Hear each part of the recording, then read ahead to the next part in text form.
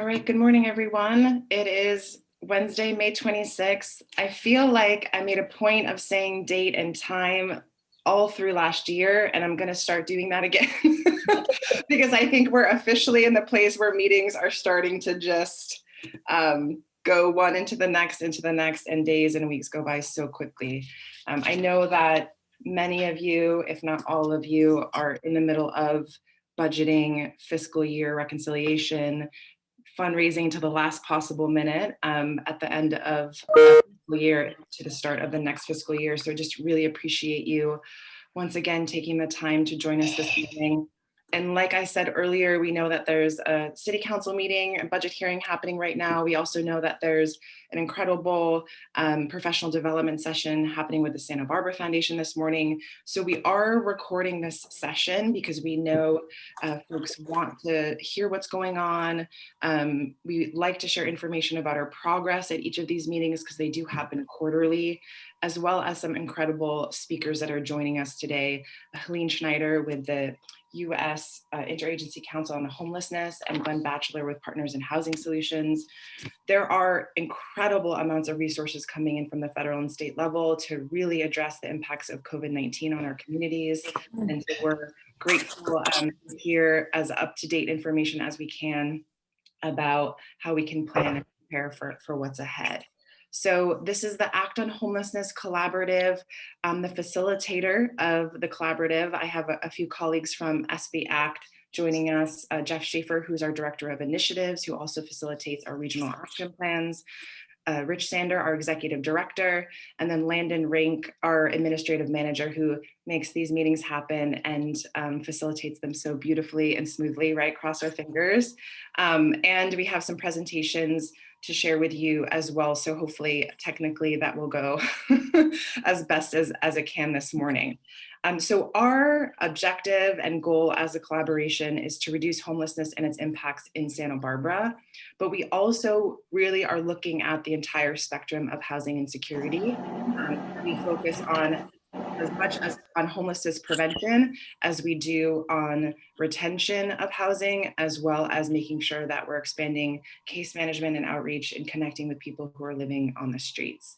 And just a note, if you can, to put your Zoom on mute if you're not speaking. We really like to keep these meetings open. We want dialogue and discussion as much as possible, knowing that the numbers tend to not lean to that being effective, but actually at every single meeting we have been able to do that. So if you have a question, raise your hand, put that question in the chat. Our team is monitoring that throughout the meeting, and we tend to kind of stop and answer questions as we go. There's always sufficient time built into our agendas to make dialogue possible. So thank you for just adhering to the Zoom and then raising your hand or putting your question in the chat if you have something to ask or contribute. So we wanted to give you an update on our progress. So I think it tends to be a little bit overwhelming when you have homelessness and the crisis of homelessness in front of you every single day, but our collaborative is having a lot of visible and measurable impact already. So our first year of the collaboration was focused on co-creating our 3-year strategic plan. We have an incredible leadership team, a steering committee of 18 members representing diverse organizations, diverse perspectives on homelessness, as well as incredible experience. And so it was their goal to not have a 5-year plan, not have a 10-year plan, but to focus on what we can do in the immediate future. Looking at resources we have available now, leadership buy-in we have available now, as well as resident and business owner engagement. So 3 years are our high-level goals.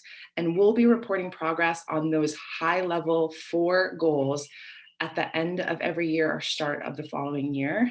But we have specific strategies to our working groups and regional action plans that we can report out on quarterly. And so that's what we're going to start with this morning. We do want to bring up, there was a special city council meeting last night on considering emergency actions to abate encampments in fire-prone areas. There was a really robust discussion, a great detailed presentation from city staff about the fire threat, as well as the encampments that we have located in those high fire risk areas.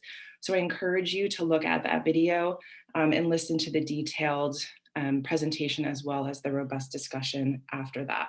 Many insights about, yes, there has to be something that we can do to protect our community overall, but making sure that we have both temporary and long-term solutions to help individuals experiencing homelessness once they are relocated from those encampments. So there is still a lot of work ahead of us, and we're going to be utilizing both our regional action plan weekly meetings as well as our working group meetings as they're scheduled to continue to get feedback, share insights, coordinate and collaborate with city staff and leadership to make sure that whatever proposal is being shared again before City Council, that's really well thought out and well resourced. So unanimously, the City Council decided to move forward to consider those emergency actions. And we'll again continue to update you on those discussions as they happen.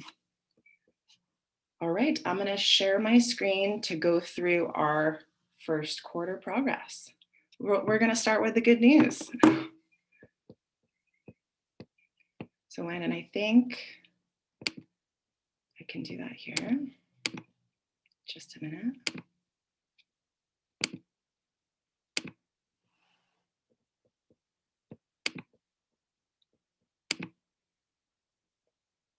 Do we have a thumbs up that you can see it?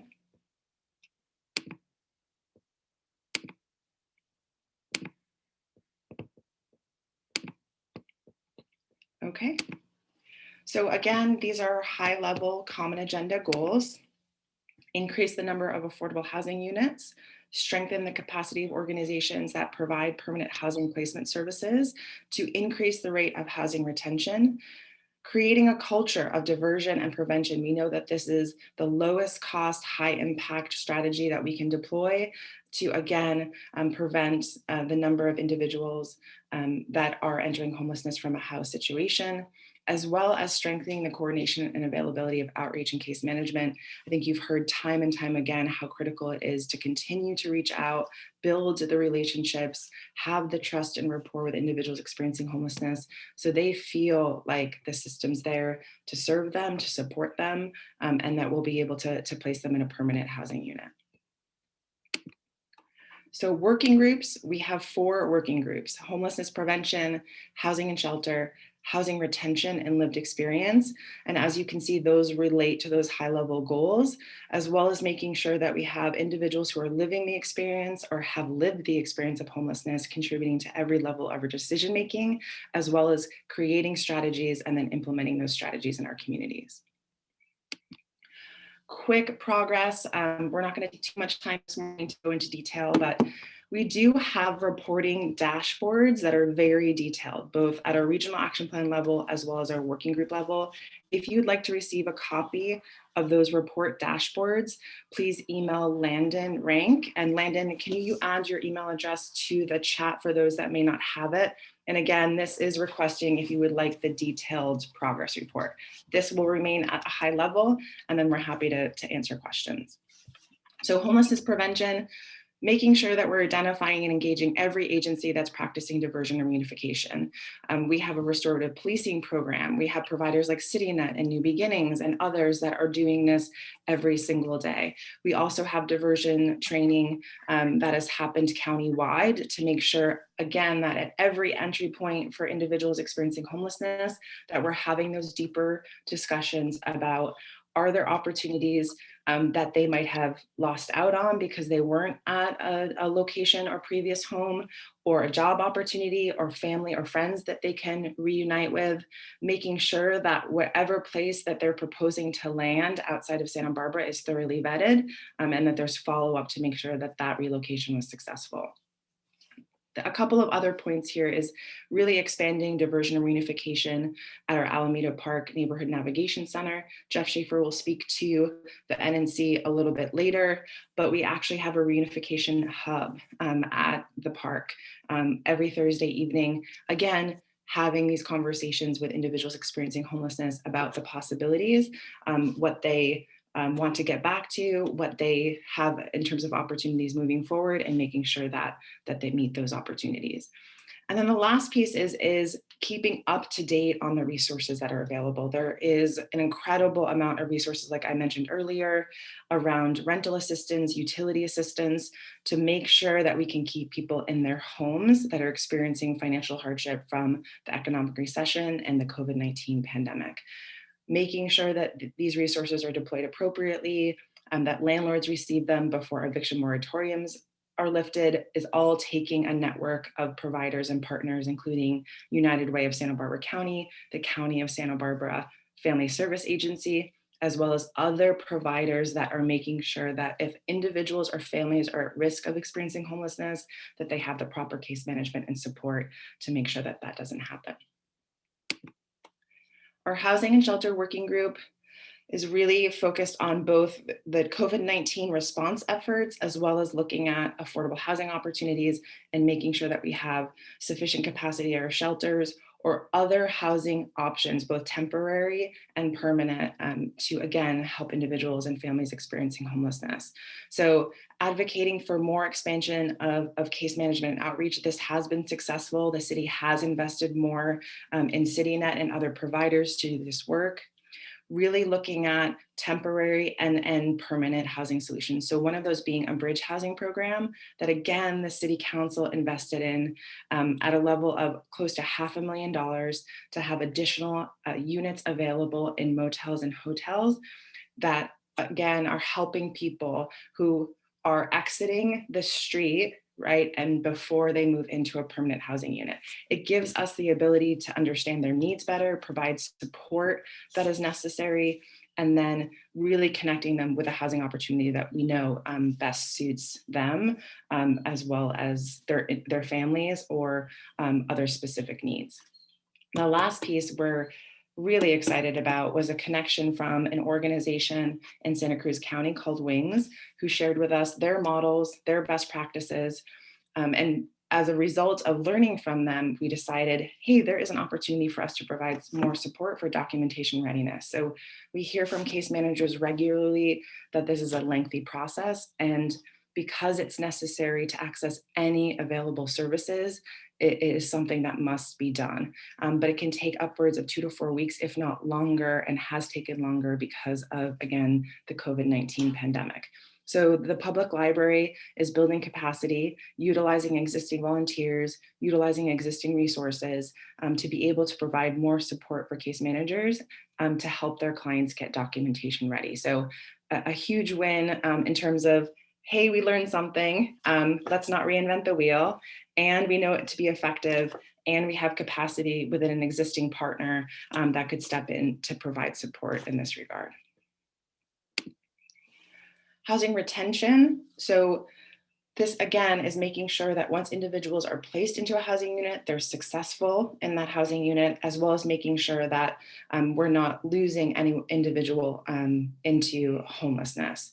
So this is a very close partnership with the City Housing Authority to really learn what is and are the challenges in retaining an individual in housing, what can be done before making a referral into housing, as well as the supportive services that are needed once they're housed to, again, work with that client, both in short-term and a long-term manner to make sure that they're accommodated, their needs are addressed, that they're supported, and again, successfully housed. So this ranges from legal aid, which works with a lot of clients, again, to make sure that we're honoring tenant rights, that we're educating providers about the policy changes that have happened because of COVID-19, working more effectively with landlords, being proactive about actions that can be taken in support of tenants maintaining their housing. And the last piece is we did formally kick off our housing retention working group actually this week. We're going to be meeting monthly on the 4th Monday of every month. And we're coordinating and collaborating with the county on hosting and facilitating this working group meeting. So the county has been and continues to be a key partner both on our leadership team as well as in our working groups and regional action plans, making sure that we're aligned with the county's strategic plan, the city's goals and objectives are complementing that we're not duplicating efforts, and we make sure that these resources are leveraged both at the city level as well as the county level and beyond.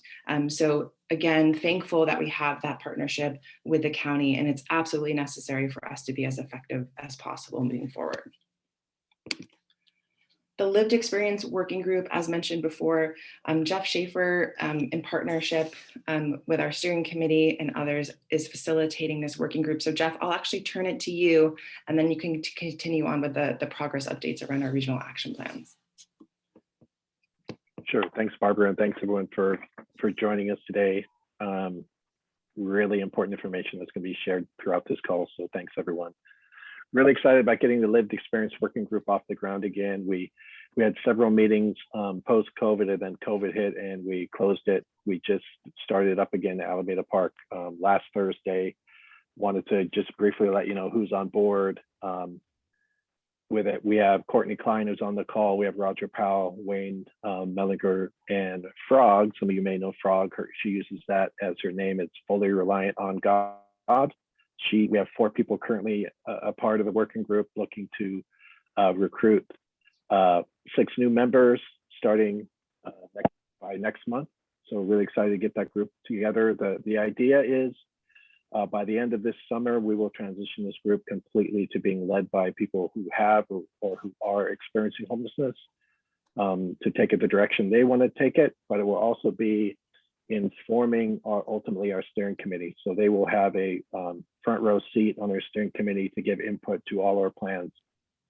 The ultimate goal for SB Act is not to impose solutions either on those experiencing homelessness or the community without input, without opportunities for those folks to kind of be involved in our planning. So thank you. Next slide. We'll start talking about the regional action plan. So for those who may not be aware of why we started regional action plans, our mantra is no one wants to be impacted by homelessness. And we knew that there were communities, there were neighborhoods in our city that were more impacted by homelessness than others. So we wanted to have a balanced approach to both listen to how the community, how residents, how neighbors, how businesses, how hotel owners are impacted by homelessness, but also by pulling everyone together, begin to help those neighborhood partners understand what are the actual solutions to homelessness. How do we stop the game of just moving people around? What is needed for bridge housing? What's needed for non-congregate shelters? How many housing units do we need? And I really feel like last night at the city council meeting, if you were listening in, you would have seen how the RAPs have been successful, because we're really beginning to see the county, the city staff, business owners, residents, hotel owners on the same page as far as what actually works, pulling in the same direction. We had several members on the call last night pledge their time and resources toward a solution that I don't believe would have pledged their time or resources were they not engaged in the ultimate discussion around homelessness for the past year. So you can see that we have an East Side, a State Street, a waterfront, and we have an Alameda Park Neighborhood Navigation Center. These are open to the public. They're all weekly meetings. We don't expect everyone's going to come weekly, but they're available to the public weekly. And we have all of our service providers and city council members and city staff on these calls as well. We have SVPD always on the call. So it's essential for us to work together as a neighborhood by neighborhood, which then reduces homelessness citywide. So I'll put my email in the chat at the end of my presentation, and if you want to contact me, you can. Next slide. So we know we can't be successful with our plan unless people are exiting homelessness. And so, like I said, one of the things we want to do neighborhood by neighborhood is set goals together as a community as to how we can help more people out of homelessness. So working with CityNet and other providers, we came up with a 100-person plan for 100 street exits in 2021. Not just CityNet, we have behavioral wellness, we have different partners, we have the shelter providers on the call, so everyone's pulling together to make this happen. But that's ultimately our goal. The way we kind of look at it is 25 per region and 25 connected to the Alameda Park Neighborhood Navigation Center. So these are street exits, could be due to diversion, reunification, permanent housing, transitional housing, or emergency sheltering. And I'll talk in a minute about the number we're at as far as where we're at with success. Another part of the Regional Action Plan meeting is to work with community members in each region on how, on direct kind of a block by block approach, how can we help reduce impacts around certain parts of each region. So we've worked around Speedy Mart on the east side, we've worked with Marshalls on State Street, we work with Pershing Park and Dwight Murphy Ball Field and Marmonte Hotel on the waterfront, creating 90-day plans to reduce the impacts of homelessness, working with the city. I'm very thankful, I believe Renee is on the call here. She really helps with some of the environmental changes that oftentimes need to happen. She pushes those through. She's created an encampment link for data collection. So for the first time, we have the ability to collect data across the city of who's being impacted the most based on the reporting of those partners. Working with CityNet on our partners to facilitate these measurable reductions. While we talk about that, updated numbers since April, from January to April, CityNet has facilitated 26 street exits, working with different partners. So very thankful for CityNet and thankful for the city for the sustainable funding for CityNet so that we can cover. It's really exciting if you think about it. We really have our community covered with professional street outreach teams. It's really phenomenal. So I want to thank all the partners for making that happen. Next slide. Another really exciting thing is the growth of the Alameda Park meal sharing, which started as the meal sharing under Westmont College in 2005, but now has become a neighborhood navigation center with over 28 partners involved, offering holistic services pretty much from 2 to 7:30 p.m. in different ways. We are now collecting data. We have MOUs with all the partners. We're expanding our partnerships. Behavioral Wellness has joined us, which is really exciting. They come out at least once a month. Last Thursday, they met with 2 individuals who may want to receive services. I believe John's on the call, so I want to thank John for partnering with us and coming out to the park and working with the Neighborhood Navigation Center. We have partners that have been doing it for years. We have faith community partners that are delivering the meals. The ultimate goal is to create a dignified space where friendship building is kind of the core, and where a multiplicity of volunteers that know everyone by name and who have built trust can then connect people to doctors or to showers or to behavioral wellness. We also have the Santa Barbara Response Network, which has created a compassion center, which is pretty amazing. Volunteers come out every week. They're trauma informed. They just sit with people. They're compassionate. They listen, and they can also reference and refer people. And as Barbara mentioned, Courtney Klein is on the call. She's heading up our reunification hub, partnering with CityNet. So she's there every Thursday night with some other volunteers, willing and able to talk with people if reunification's on the table. So really excited about the developments. I think that's it for me. And as we close, before you cut me off, Barbara, I want to give a shout out to Roger Powell, who was housed Monday. So I think Roger's on the call. Roger, so let's give him some, yeah. How about some applause or thumbs up for Roger? Thank you. Thank you, CityNet. Thank you, Carol from CityNet and Emily. Thank you all. Thank you. Are you at your new place right now? Because that sunshine behind you is gorgeous. Yeah, I sure am. Oh, great. I'm in my ashram. I've reached nirvana. Perfect, perfect. And it was remodeled. Wow, lucky you. Totally remodeled. Good, good. So Raj is part of our leadership team and has been working tirelessly to make sure that people on the streets have the resources, information.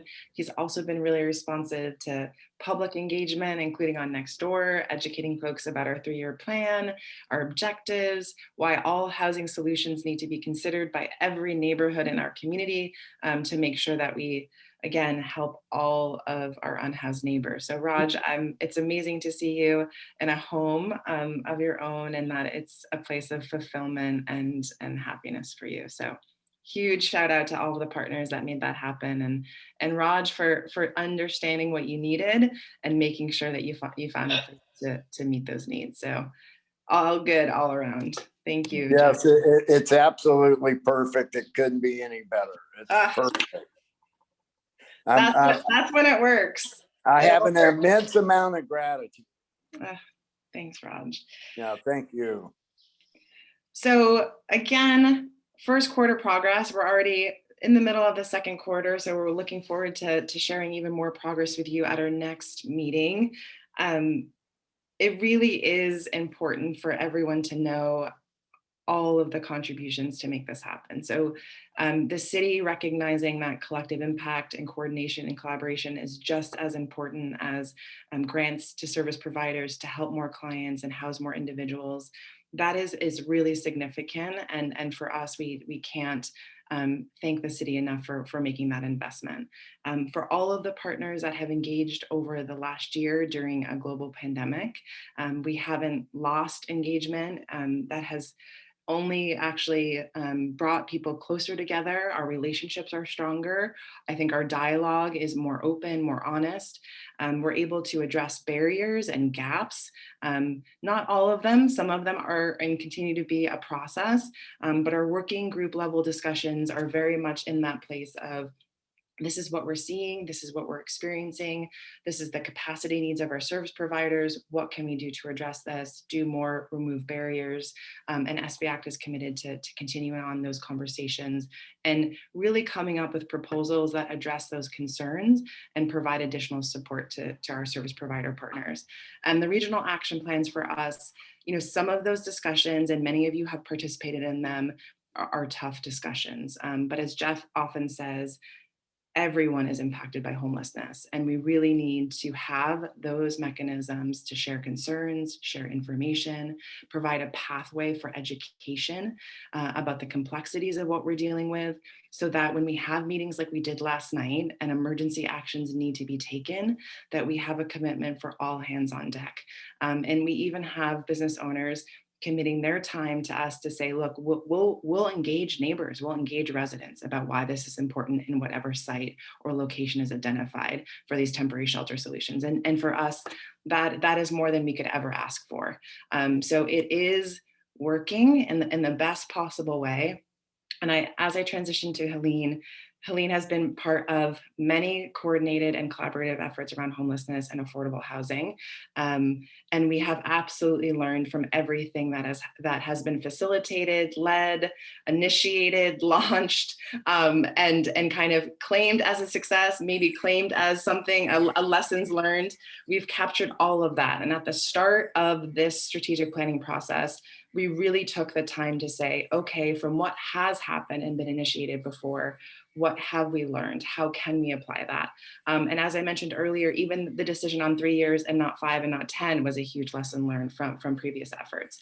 And so for us, it feels doable, but also bold enough, audacious enough, that it does take a lot of us stepping out of our silos, out of our boxes to think innovatively, and again, reach out to each other and collaborate and coordinate. So Helene, thank you for setting us on a path of learning and engagement, for setting us on a path of, we had people step up to the plate, even though they have been part of these past efforts and maybe have been exhausted and frustrated from those processes.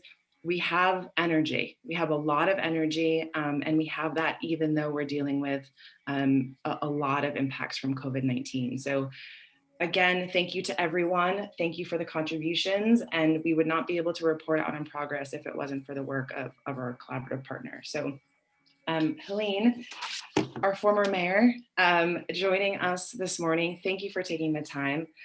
So Helene Schneider has served over 17 years in municipal government as mayor, city council member, and housing authority commissioner for the city of Santa Barbara. As an elected official, she's focused on affordable housing policies and best practices in ending homelessness. And now you serve as our regional coordinator for the U.S. Interagency on Homelessness, Interagency Council on Homelessness. I want to make sure I get that right.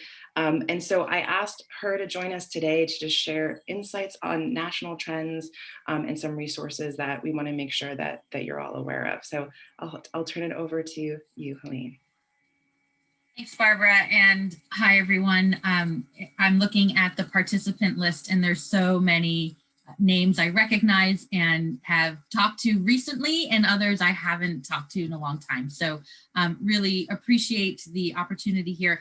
I have some slides. I'll give them to Barbara afterwards, but you're going to know a whole lot of this. And in fact, some of you, I think, have been on some previous panels or discussions or heard me speak. So I apologize if it's a little repetitive, but sometimes that repetition helps as well. And just also to start that how amazing the work that's happening. I not at City Hall anymore, as you know, but I monitor it. I kind of see what's happening. I did watch a lot of last night, so I didn't get to watch the entire thing, but I did hear a lot of names of the participants as part of the public comment.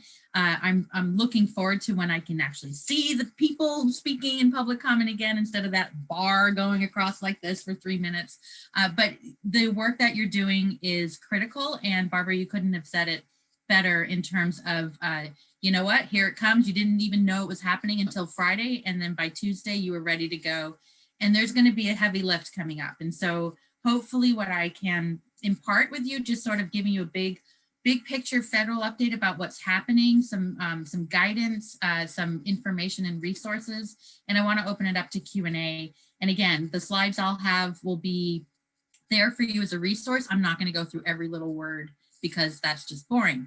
And you know a lot of it anyway. So I am going to share. Here we go. I think you can see, can you see the slides? Fantastic. Okay. So first off, so thanks so much. So I think you probably have seen this, right? The National 2020 Snapshot. This is the HUD point in time count. This came out in January 2020. And so this is for data in January 2020. It came out early this year. So just to put in context, this is pre-COVID data. This is before the pandemic hit. And it showed an uptick over a trend that we had been seeing a little for some prior years. So almost 581,000 people during the point in time count nationwide were experiencing homelessness in the United States. And many of you know and have been a part of point in time counts for many years. The thing that came up last night, and I do want to talk, be open to hearing your perspective about that. But the unsheltered homelessness is alarming, and it's alarming, especially in California. California is number one. So of all the homeless people experiencing homelessness in California, 70.4% of them are unsheltered. And that is leading to all the issues that you brought up here today about the impacts of homelessness on neighborhoods, the public health concern, all those things of interest, which is different than, for example, in other areas, but they have their own challenges. Like in New York, might have a much smaller 5% unsheltered, but they're under a mandate through an old court settlement of a right to shelter state. So billions of dollars in New York City alone, for example, is spent just on sheltering people. So, so there's, you look at statistics, they tell their own story. You got to know the full context too. But certainly the unsheltered piece, 70.4% is it's unacceptable. And we all know that. I think most of you know what USICH is. I'm going to go through this pretty quickly, but we exist. We've been around since the late 80s. Our job is to coordinate the federal response of homelessness throughout the federal government. There are 19 different agencies. The council comprises of one member of each of the 19 agencies. Later this week, this Biden and Harris administration's first council meeting is happening. The council meeting itself is going to be mostly logistics about moving things forward, but we do hope some good announcements are going to come out by the end of the work week about some things moving forward at the big picture level. But you see HUD, HHS, VA, DOJ, Post Office, Social Security, the Domestic Policy Council at the White House, AmeriCorps, and I know Santa Barbara knows about AmeriCorps. It's all part of this. Looking at interagency working groups, and then looking at how we can manage and look at management accountability. We have two major kind of ways of doing the work. One is population specific. So what's happening with veterans, what's happening with families, what's happening with chronic homelessness or people with disabilities, and then more issue or strategy based. So everything obviously around COVID was basically taking all of our attention last year. But what about employment and homelessness? What about the definitions and things and the other issues related to policy? We have a national partnership, and as many of you know, as your regional coordinator, there are 5 of me around the country. This is how we're set up in terms of our districts, but we are there to, what I like to say, link the research that we see in policy of the federal government to the reality on the ground, which is with you. And to understand the reality on the ground, we can bring that back up to federal partners as they're continuing their policy implementation and other research options. What we mean by homelessness, of course, is to prevent it any which way we can first. And that's, you've talked about that in your working groups as well. But when homelessness does occur, that it's a rare, brief, and one-time occurrence. And we figure out how to sustain that ending to homelessness over time. What are the criteria and benchmarks in order to manage and monitor our success and see where the gaps are?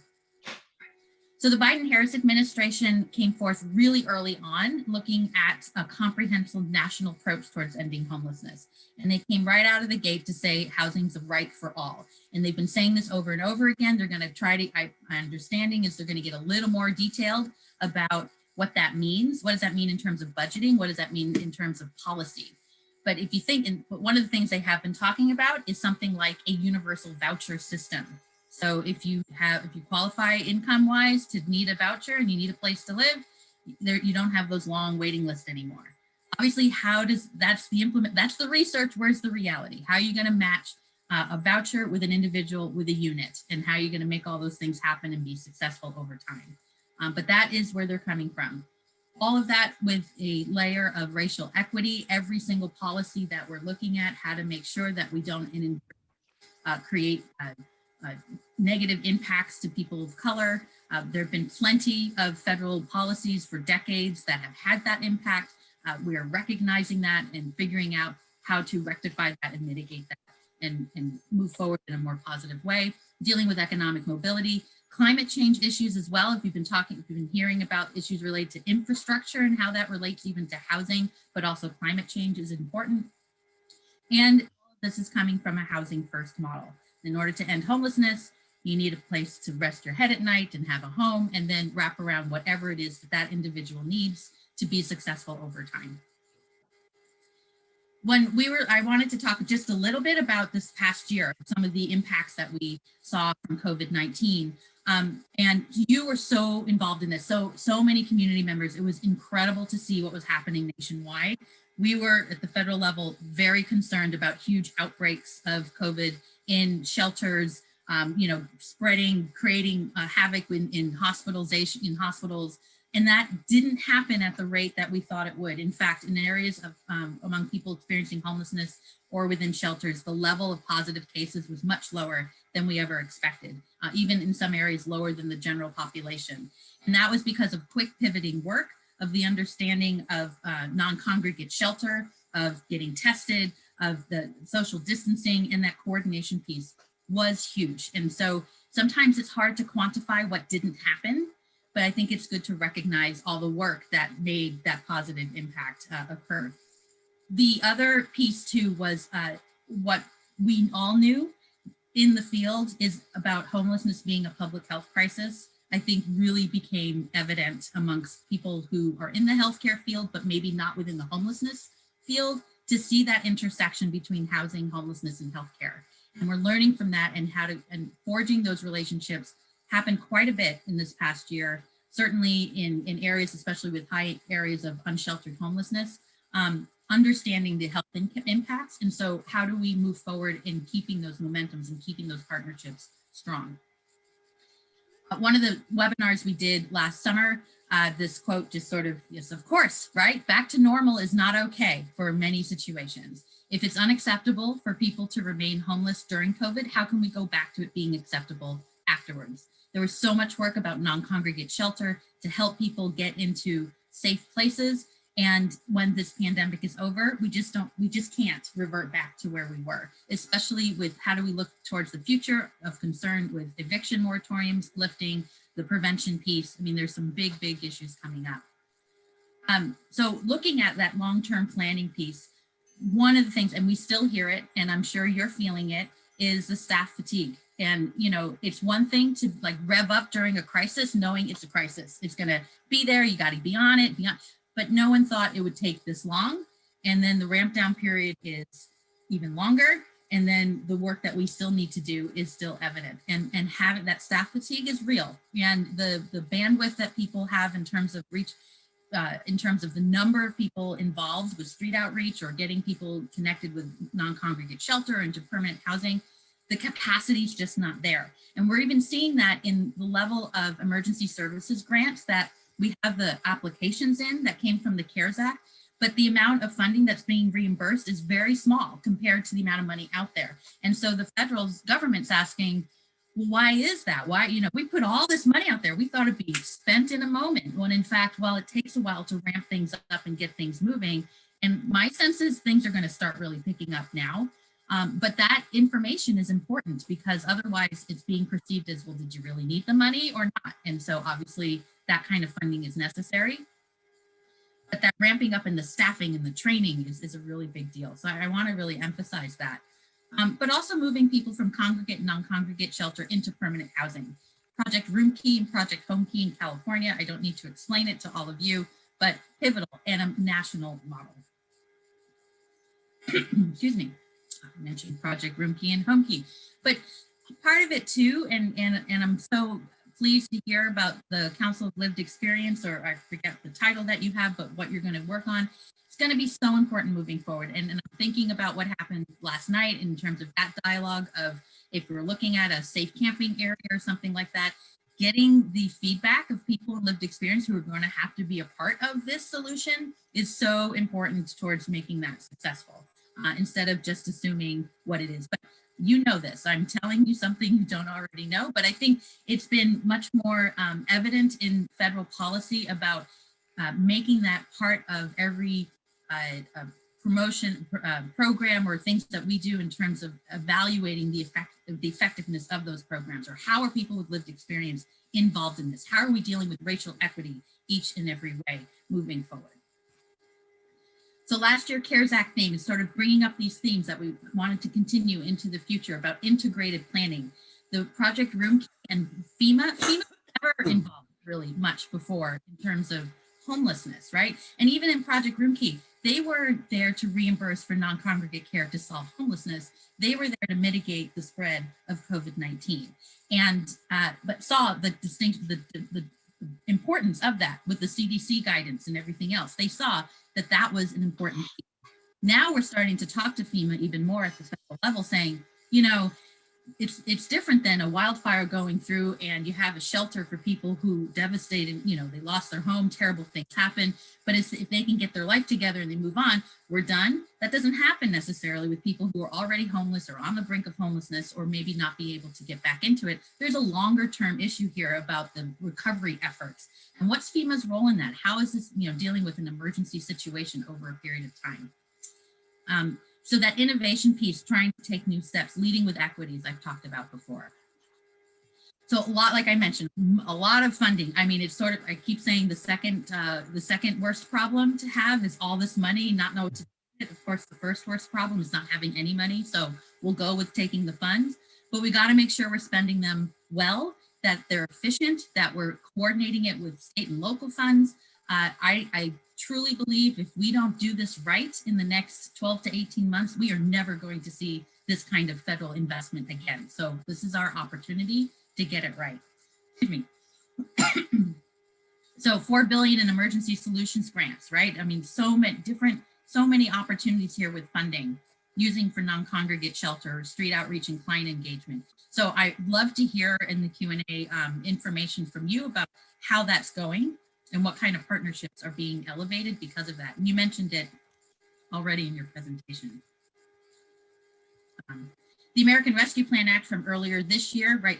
More fun and so it's slowly coming out. And so Monday was the deadline, for example, for your housing authorities to say whether they wanted to accept or not accept, or even ask for additional emergency services vouchers. I'm glad to know that Santa Barbara's on it. On Monday, I had to nudge a few housing authorities around my district to saying, do you want these or not? And I didn't have to go to you guys. I knew that from the beginning. But other things, looking at emergency rental assistance, the child tax credits, so many different ways of federal assistance. To get a little bit into the emergency rental assistance, $21.6 billion. That was in addition to last year's CARES Act, $25 billion. Right? Offers assistance directly to renters. So instead of having to go through the landlord first and see if they want it or not, you can go directly, and you know this through the work you're doing with the county, with United Way, reducing the wait for assistance if landlords don't want to participate. It prohibits documentation requirements, trying to reduce as many barriers as possible. Just yesterday, the Youth Homeless Demonstration Program, YHDP, the NOFO, now they're saying the Notice of Opportunity has come out. It's for $145 million. It's a competitive process that will be given to up to 50 communities. So again, this was just for the NOFO was just released yesterday. I do like this quote from Secretary Fudge. Getting and keeping young people off the streets and helping them find a safe, stable home can change the trajectory of their lives. Local leaders who are on the ground every day know what it takes to meet the needs of youth experiencing homelessness, and this funding will empower them to do so. And I know there's a big push in Santa Barbara County in terms of family homelessness as part of your countywide strategic plan. Obviously, that's an issue in different parts of the county in different ways, but this may be a good opportunity here to focus on that. And I will say, from a few years ago, I was a grader or a judge, or I don't know, I had to do the points in assessing a number of applications. And I will say, if you wanted to put something in, certainly having a youth action board or youth with lived experience being part of the work that you're doing is so important. And I know the 100-day challenges that people have been doing. I mean, you have all the ingredients to do it. So please look at this NOFO and see if there's something there that could work on a countywide basis. Maybe not SB Act being the one, but I know there's plenty of people on this call today that might want to look into this more in detail. I also, use of data is so important, and to use data to help make good decisions. And I know you know this too, but your HMIS information, as good as the data goes into the system, that's as good as the information you can get out of it and how to help you make those decisions. And HUD has a great Stella tool here, tool called Stella. They also look at racial equity concerns to see if there's gaps in services or pathways that people of color experience more than others. And this, you can't really see the slide here, but that's kind of like the flow and the pathway of people going into what kind of system, into housing, and if there are people who are returning, using your HMIS system. So if you haven't looked at your Stella data, I suggest that might be something to look into. And then you may have heard that the state of California, this is very exciting, I think, their HDIS system, the Homelessness Data Integration System, that taking all 44 COCs in California and their HMIS data and creating a public portal where you can look at the information. So not just what's happening in Santa Barbara by ethnicity, by age, by veteran status, by whatever. You can look at all the different COCs. You can look at it statewide. You can see where the trends are. And it's not just your point in time count data, it's the HMIS data that shows what kind of solutions have been happening in different areas across the state. There's so much data there. They're rolling out different parts of the portal over time. Otherwise, it's just way too intense to take it all at once. So do keep track of that. It's fun to check out to see how different areas are looking. And certainly as your regional coordinator, if you're seeing something in another county that might say, we're kind of like that county, I'm curious why their numbers are one way or another compared to ours. And if you need a peer-to-peer call or something like that, that's certainly part of what I can do to help you in that effort. Here, I don't need to go, I'm just gonna, and I said Barbara's gonna have these slides. I just wanted to have a bunch of links about coordinating the state and federal resources. The May revise that Governor Newsom put out, $12 billion just on housing and homelessness issues is huge. And again, more money, how do you integrate them? How do you prioritize the federal funds with the state funds with any local funds that you have? And this first document is from last summer. I believe they want to implement an update after the state budget is passed about prioritization of those different funding opportunities. Some other COVID resources here too, SSVF for veterans, the shallow subsidy pool, the HUD-VASH information, all the home investment partnership programs that's happening through the American Rescue Plan Act, the operation requirements, and the Treasury Department guidance and fact sheet on the emergency rental assistance guide are here. And then finally, just some resources from our website about eviction prevention. That's just will be there for easy clicks. And then I just want to end here, just an acknowledgement of the emergency meeting yesterday. This document that we have, you can't read it here, but certainly we can get it to you.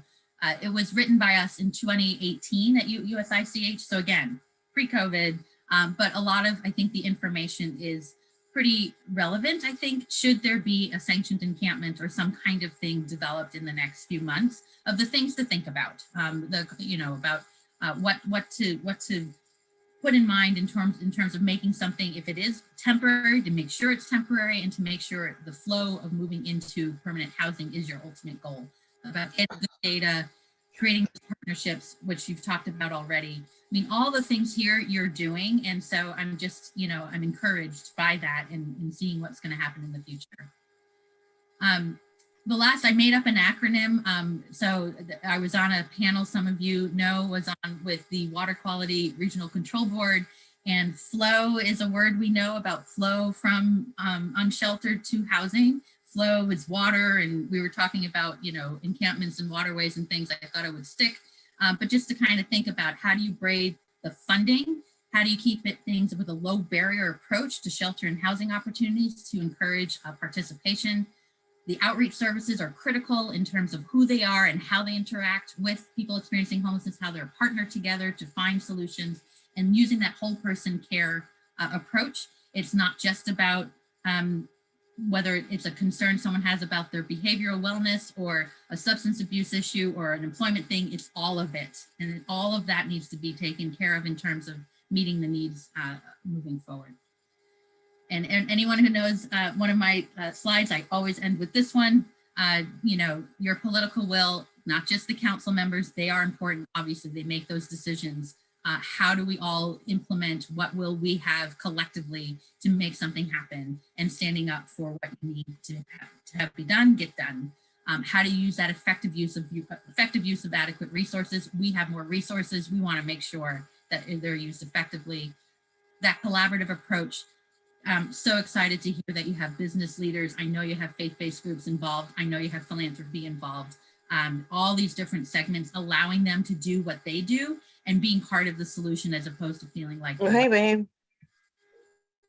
And then finally, that never give up attitude.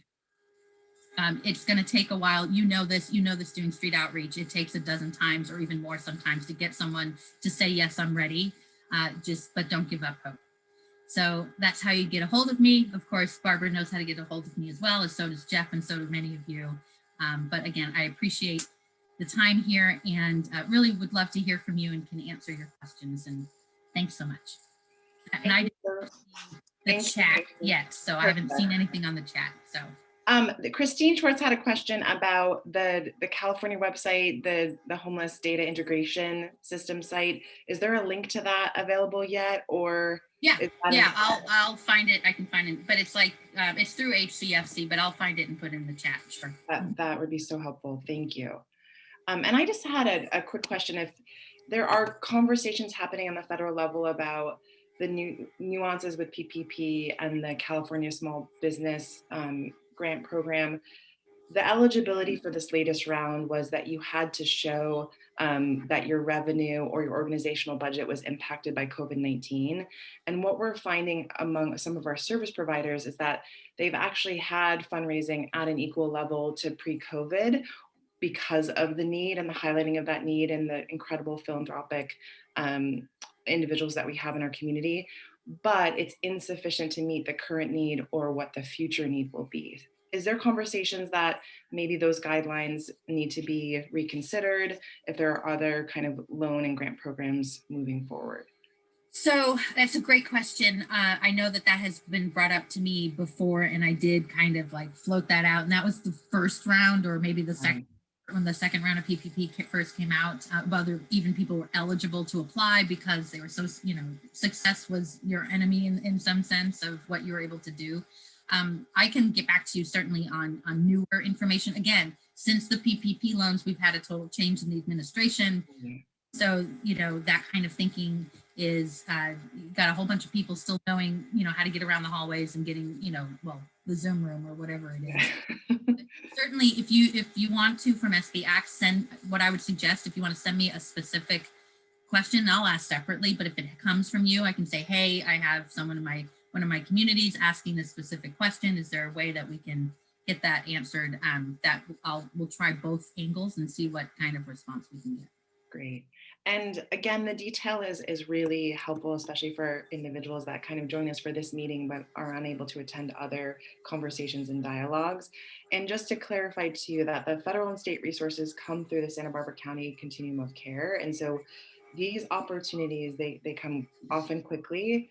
The conversations are as swift, and the allocation and distribution of those resources, again, have all of these time limitations on them. So we bring this in front of everyone at every level because we want individuals and community members and partners to know that we need to have projects in the queue. We need to have programs in the queue. We need to have research and evaluation and effectiveness to be able to best position those programs and organizations to be able to apply and receive those resources through the county continuum of care. So, yeah, and if I could add on to that, knowing how the money, where it goes and how it works is so important. Like you said, Home Key was an example that it could have been a city, housing authority, a county to apply, but you needed all those components working together to create the project. There's going to be another round of Home Key with state funds. I mean, it's in the proposal. I can't imagine the legislature saying, nah, we're not going to do this. So getting something ready ahead of time and then figuring out how to apply for it is important. SSVF is another one. I think it's one of those funding streams that people who are in the housing or not directly related working with veterans do. And I know Christine's on the call. I know you have a fantastic SSVF provider there, but using those funds to leverage other funds that might help you,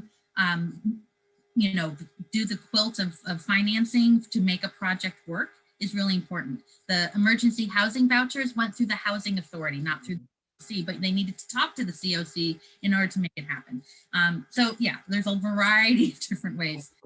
The last one I'll just mention, CDBG funds and home funds go through your local, go through your city councils or your county board of supervisors, not through the COC. So that is just another source to think about in terms of federal funding. Mm-hmm. Great, thank you. And it is that nuanced.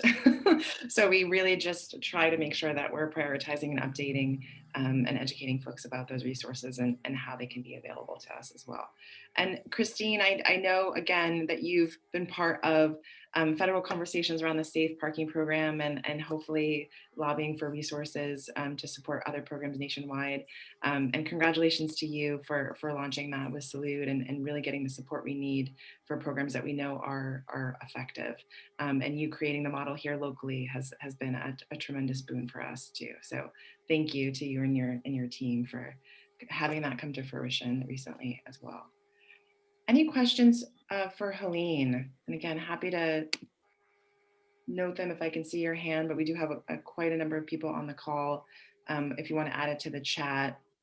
And Courtney's mentioning again that we need a list of the services available for everyone who are on the streets. And so we know that those kind of brochures and pamphlets have been created in the past, but they were pre-COVID or during COVID. Some of those services were impacted, that we are committed to pulling that together, both for individuals experiencing homelessness, as well as for providers when they need support for clients and outside of that.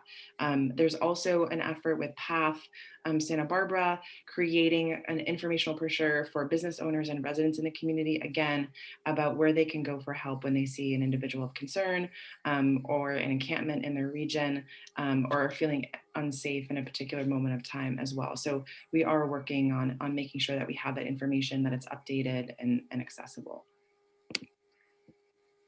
Helene, I'm not seeing any other questions at this time, but thank you so much. I just put the HCIS link in the chat. And so have fun playing with data.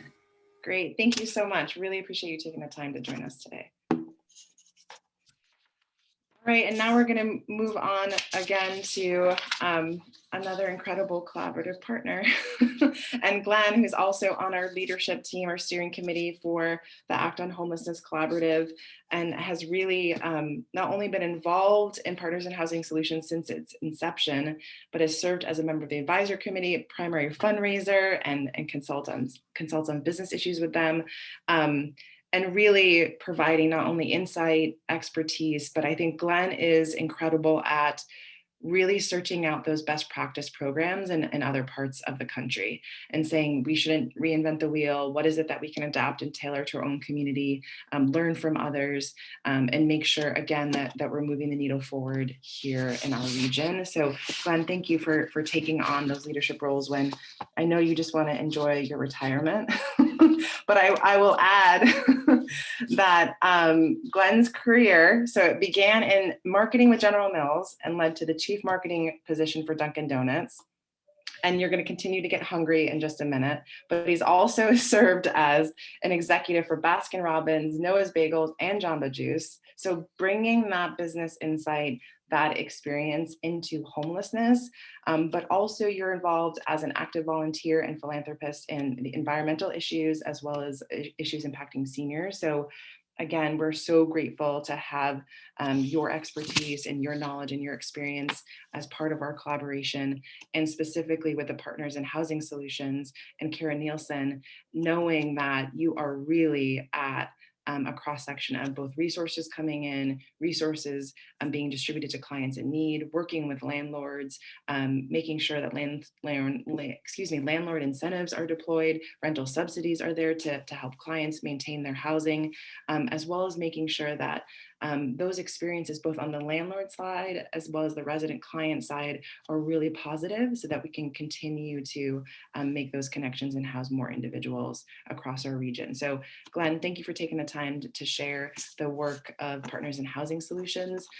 And just again, if you could share your insights about what's ahead and how we can work as effectively as possible and being able to deploy resources that are coming in from the federal, state, and local government. Great, thank you, Barbara. You make me sound like a saint, but actually when I'm done here, I'm gonna go play golf. So I'm not. Oh, that's perfect. I'm not that saintly. So anyways, and I am substituting for Karen today, since, as I'm going to explain in a few minutes, this is a very, very busy group. And so I'm allowing them to do their busy things and housing people and recruiting landlords while I do this. So but Karen would like to be here today. And I really think that this is more than about any one organization. Partners, I'm going to talk about Partners in Housing Solutions, but I think it's more than that. I think it's more about a business model that now is really being used throughout the county. It started with Partners in Housing Solutions, but just about everybody is doing some portion of it, if not most of it now. So I think it's about that. I think it's about innovation. If we don't continue to innovate and come up with new ideas, it's going to be really, really hard to make progress.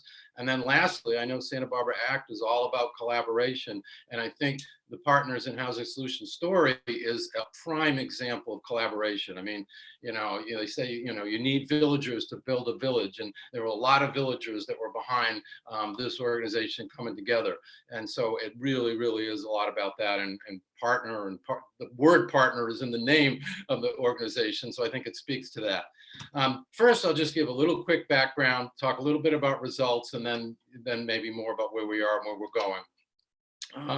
This, as Barbara said, about 7 years ago or so, several of us started looking around to see what could we do better in terms of housing. And a lot of it was backed by social venture partners, had a lot to do with it. And essentially we looked out and around because we figured we can't be the only ones with these issues. And lo and behold, we thought the best program in the country was up in Seattle. A lot of innovative things in Seattle in general, not just homelessness, but in a lot of things. And it just so happened it was in Seattle.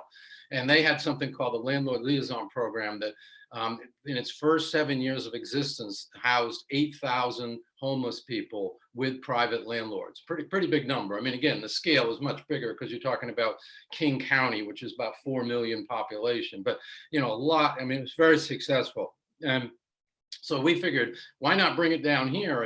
And so essentially, we were either the second or the third community in the country to bring this full program down. We started about the same time as Honolulu did. So we were either second or we're third in terms of it. And again, this was about 6 years ago or so. And essentially what the program is this organization acts sort of as a go-between or a matchmaker, if you will, between organizations throughout the county that have the clients and then we're the in-between between them and the landlords. So Partners in Housing Solutions by itself does not have any clients of its own. I mean, we work collaboratively with all the organizations throughout the county. I think at last count, I think it was about 12 organizations that we're working with. And so essentially what we do is we bring focus and expertise in terms of housing, and then a package that landlords make it bigger incentive for them to do it. And just so you know, in Seattle, this program was developed by landlords. It wasn't something that went to landlords and said, hey, we're going to give you this. They said, what would it take to house homeless people? And they said this, this, this, this, and this. And said, okay, there's the program. And that's really how it started. But essentially, it's to try to make the risk nearly zero or close to zero as possible for landlords. So if they have a loss, we'll reimburse them up to a certain point. They know every single person is going to be case managed. They know there's a 24/7 hotline if they ever have any issues or any questions. They know that these people are vetted in a certain way and that they're not just getting anybody. And so those are the types of things in which the program started. It has since evolved, and there's even stronger packages now. We always look at it as 1.0, 2.0, 3.0. We're on at least 3.0 in terms of our package, for landlords, which I'll talk about in a minute. But we've added things like bonuses and things like that on top of it. And we're also looking at what's going on down the future too, what 4.0 would look like. Because you have to keep evolving, you have to keep incentivizing to make things happen. Okay, so all this work, what has actually happened? In the first 6 years, we've housed over 800 homeless people with private landlords. And keep in mind with that number, the first year or two was quite slow because we're just starting off. And so last year, I think we housed, 230, 225, 230 homeless people. This year, it'll be 250 plus. So it's definitely growing and expanding, and we're very proud of that. And we're really looking forward to, we were hoping by the end of the year, we're probably going to house our 1,000th homeless person, by the end of 2021, maybe early 2022. So we're really, really excited about that. It's great to house all these people, but it doesn't really matter if they don't stick. And so, we really look at the data. And again, I mentioned every single person that we house is case managed. We don't put anybody in unless they're case managed, period. Not a single one. And so it's a big deal to us to retain these people. Our numbers, last I saw, was about 92% of those that have been in there for at least a year. 92% are still there, and 87% are there 2 years later. So we're pretty proud of that, and I think it speaks to the case management that both we do and our partner organizations do. I think that's really, really important. About 10%, or maybe a little more than 10%, of those folks that were housed were veterans and veterans' families. We focused on veterans at the beginning. We thought that would be a great way to start. And we also focused on families. And one of the things that we're most proud of is that almost half of all the people that we've housed are children. So it really speaks to the focus on families. Almost half, almost 400 plus, are children, which we think is really, really cool. The last thing I'll just say, without getting too deep into the data, is what we really focus on is having landlords in our program.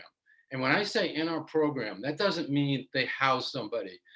What it means is they sign up. I mean, we have documents and forms, and they sign up and they become partners with us.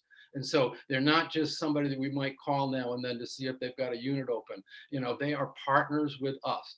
And we have between 150 and 160 people, landlords, that are partners with us right now. And that number is growing every day.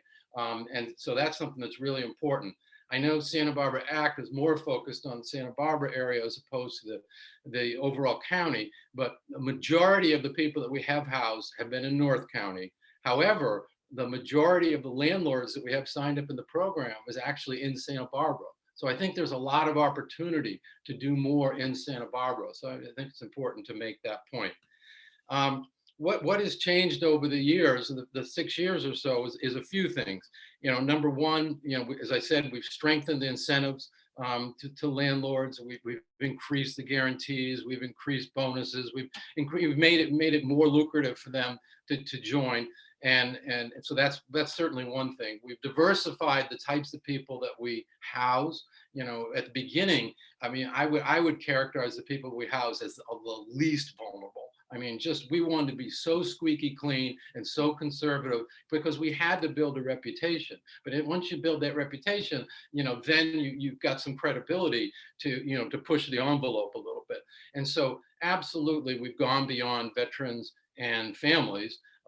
And we've also gone up the scale in terms of vulnerability as well. I would not say that we generally house the most vulnerable, but we have housed the most vulnerable. But we are housing more and more vulnerable people every day, I guess is the way I would put it. And then it's sort of like what makes this organization unique? Because as I said, lots of organizations now have adopted a lot of this model. And so I'd say a few things that I would point out. First of all, you know, this is all that we do. You know, we do two things essentially. We house people and we recruit landlords. We do nothing else. And so, and I don't know anybody else that does that. I mean, we're hyper focused, you know, specialists, if you will, you know, in terms of doing this. You know, the second thing is, as I mentioned before, you know, all of the people that we house is case managed without exception. And so case management is super, super important. And we all know that we don't have as much case management as we'd like in the county, and hopefully we'll have more in the future. But, you know, it's a really important element. And hopefully this is a proof point, you know, so that we do add more case management in the county, if you will. You know, I think the third thing that I would say is that this organization is incredibly cost effective. This is going to shock you, I think, or maybe surprise you a little bit, but this entire organization is a staff of 4. We have 4 people. And for the first year or two, we had 1, you know, and for the last 2 or 3 or 4 years, we've had 3. And so, you know, this is a teeny tiny organization with a budget, a fraction of what most of the organizations in the county have, and been able to do these kind of results. And so, you know, I think it's, you know, incredibly cost effective, and we know it's cost effective to house people in general, but this is a particularly cost effective way to do it in terms of getting them into housing as well. And so I think those are some of the things that really differentiate that, in addition to having those landlords that are really signed up for the program. I mean, they're all in, if you will. So, you know, I think that makes a big, big difference. If I sort of made a few overall comments, you know, in terms of this, I think a few things I would say is, you know, number one, the power of innovation. You know, we need to come up with the next concept and the next concept after that, and it's really, really hard to do it. You know, so in this case, Social Venture Partners was like an incubator for the idea, if you will. But we need to have lots of incubators, and we need to pick the ones that really work and go, because, you know, if we're just trying to run faster and faster on the treadmill, it's going to be really, really hard to make progress. So, you know, the ideas are out there. You know, I think we just need to grab them and have somebody take ownership of them. And speaking of ownership, you know, I just want to put a word out to a few organizations that really helped to make this happen. You know, Transition House was the first fiscal agent for this organization way back when. So Kathleen Bowski sort of, you know, gave us a chance, you know, really early on. United Way in Northern County was also a fiscal sponsor at one point. The county housing authority has been a backer of this. Bob Havlicek's an amazing backer of this program ever since day one. So he's been incredible, and you know, and there are many, many others as well. So I think it makes a big difference, and you know, the collaboration here is really, really the key. You know, if we work together, which is what this program is all about, no matter what, all these different subjects that have been brought up earlier in this meeting, if we do it in a collaborative way, that's really what matters. I mean, when we started this program, it was never about building a nonprofit to house lots of people. It was always about housing as many people as we possibly could in the county, period. We don't care where they are. We don't care how it happens. We just want to sort of grease the skids and make it happen as best we can. So that's really what it's about. And, hopefully I look forward to, future success and future collaboration and innovation. And I'll be happy to take any questions that anybody has. Glenn, you're damn good at these informational presentations. You hit everything in terms of where you learned it, how you approached it, how you replicated the model and tailored it to our community, the impact that you've had over the history of the organization, recent impact. I mean, even looking at the milestone of housing your 1,000th individual, I can't even say that correctly, but wow, a huge, huge milestone there. So thank you so much. And just the note too, obviously housing is more accessible in North County and individuals that you've been able to place at a high rate there, but that you have a lot of landlords that are signed up and engaged in South County. So huge opportunity for us to be more proactive about working with landlords, especially going into what we know is going to be a tough few months and years when we're dealing with the economic fallout of COVID-19. So you touched on a lot. Do we have any questions for Glenn and Partners in Housing Solutions and the incredible work that they've done?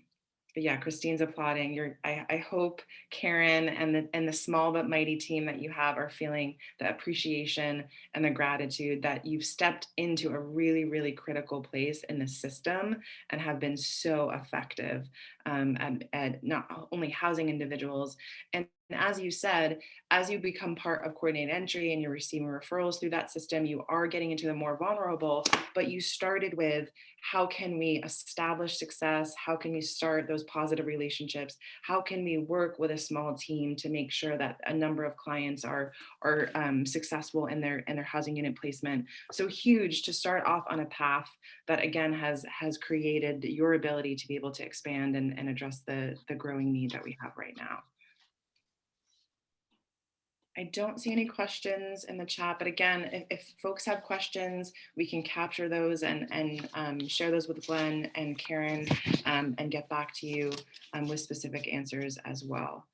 But really, really appreciate not only are we having the expertise and knowledge of our speakers today, but we've had some wins. And I know that as we leave this meeting and you go into the next meeting and to the next meeting today and the rest of the week, we have a lot of challenging conversations ahead around encampments and other issues that are more imminent and urgent than the broader issues that we tend to deal with at the working group level or in the collaboration in general. But it's these wins, right, that fuel us, that give us the energy, that give us the hope and motivation to keep going through these difficult days. So as Jeff mentioned, we've exited 21 individuals from homelessness in the first quarter. So we're on, I would say, progress to meet our 100-person goal by the end of this year. That does not include the incredible work that CityNet has done with the Bridge Housing Program with the City of Santa Barbara. All those units were filled, again, from referrals and data through the encampment link. So we continue to post that link. If you have individuals of concern or need or encampments you're seeing in your region, please use that link to report and share that data. So referrals were made based on data collected through the encampment link. All those units were filled. CityNet has already permanently housed 2 individuals and located 2 others. So we are making a lot of progress. And that is in addition to Partners in Housing Solutions and the impact that you heard today of 250 plus individuals being housed this year, as well as the incredible work of our other collaborative partners that we've heard in past meetings and that we'll continue to hear from moving forward. So I want to leave you with that good news. I want to leave you with progress. And we're going to continue to share gratitude to all of you because you work tirelessly to make this all happen. A couple of announcements. So our first Mondays of the month is our homelessness prevention working group. So that next meeting is on June 7th at 11. And then our next housing and shelter working group, which is the second Mondays of the month, is on June 14th at 1 o'clock. And we encourage everyone to join us. We take meeting minutes at every meeting. Today we're recording so we can share this resource on our YouTube channel. But we want you engaged. We want your insight. And like Glenn said, we need the innovation. We need to be much more proactive rather than reactive, even though I know our days are mostly in that lane. But that is our hope, that the more brains that we have and experience we have at the table, the better off we'll be able to really address both urgent and imminent issues, as well as the longer term solutions that we're really focused on with our 3-year strategic plan. So I see a chat comment. Oh, the Housing Authority of the City of Santa Barbara. Alice, do you want to speak to this? I think this is great for donations. Sure, just really quick, we have a longstanding tradition of creating welcome home kits for the homeless. This started in the days of Jeff and Rob and Emily and I, when we did the first registry week in 2011. So we've kept it going, but as you can imagine, it's hard to provide a kit to every single person that gets housed. We did just get the 89 emergency housing vouchers, and we want to make sure that every single family or individual that moves into housing receives one of these kits. And it's basically, a laundry basket filled with a new blanket, pillow, some kitchen items, bathroom items, and for clients that are or for individuals that are clients of the Housing Authority, we also have a furniture closet that we can tap into. But just wanted to open it up to this group and the faith community, and anyone that wants to donate gently used or new items and I'll send you the list, Barbara. Thank you so much, Alice. I appreciate that. And we'll spread the word. Jeff will take that information and spread that out to our network and through the regional action plans as well. These housing vouchers can only be successful if, one, we have the support for those individuals as they're being placed, proper referrals, proper case management, supportive services, and these really important opportunities for individuals once they're placed in those housing units for it to feel like home, and that there's a sense of community there as well. So this is just as important as all of those other critical pieces to make sure that, again, we're utilizing every emergency housing voucher that's available to our community. So thank you, Alice, for bringing that up. Any other announcements before we close out this morning? Yes, Christine. Oh, and then Courtney, I see too. Christine? Hi, good morning, everybody. So we have been looking to bring on a new homeless services director for some time, and we were actually funded partially for the through a recent Women's Fund grant, which we're so grateful and excited about. And we finally hired somebody, and I can announce it. Woo! Yeah. So I think you might know, most of you hopefully know this person, Sarah Go.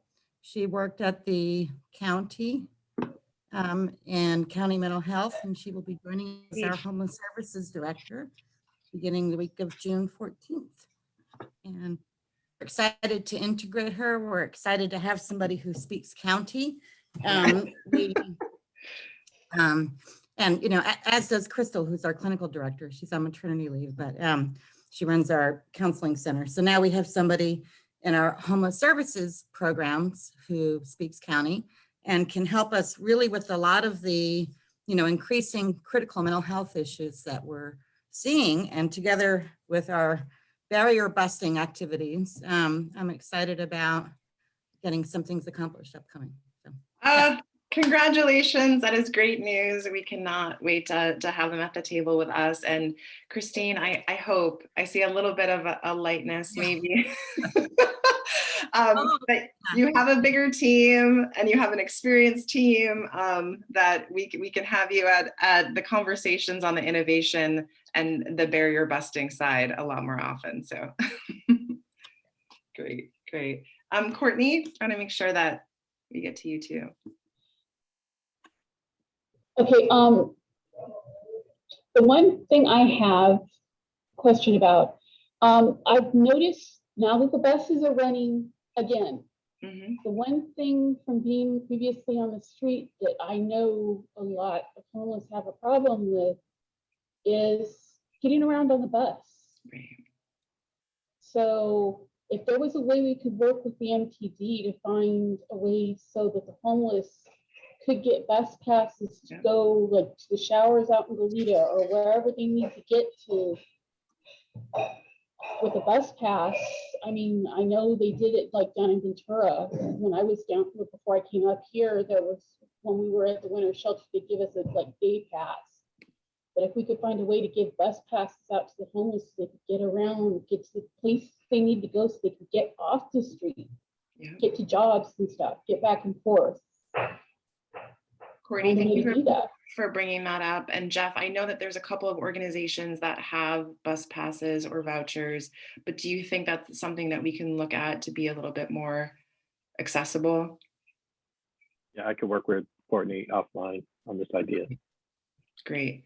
Courtney, and this is exactly why we so appreciate you being here. No, really, you've had a couple of great suggestions, planning your experience and moving forward with some of these emergency actions as well as day to day. So thank you for bringing that up. Very welcome.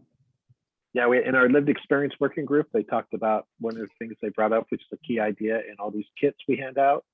Everyone should add a can opener. So just an added bonus from our people on the streets about the things we had out. If we could add that, they would appreciate it. Add the can opener. Thank you. I mean, huge. And we know that Christine brought that up during COVID-19 response in terms of donations from the food bank. Again, needing to create another donation system because we didn't have tools like can openers. So let's start getting the tools out there. So thank you for the genius there. We really appreciate it. And we have philanthropic individuals that want to know what are the type of donations that are going to be the most useful and most utilized. So thank you for that. Any other last announcements, questions? We will see you later this week with our regional action plans and next month with our working groups. But again, thank you everyone for taking the time to join us this morning. Happy Wednesday and good luck with the rest of your week. We will see you, I'm sure, through many conversations. So thank you so much. Have a great day.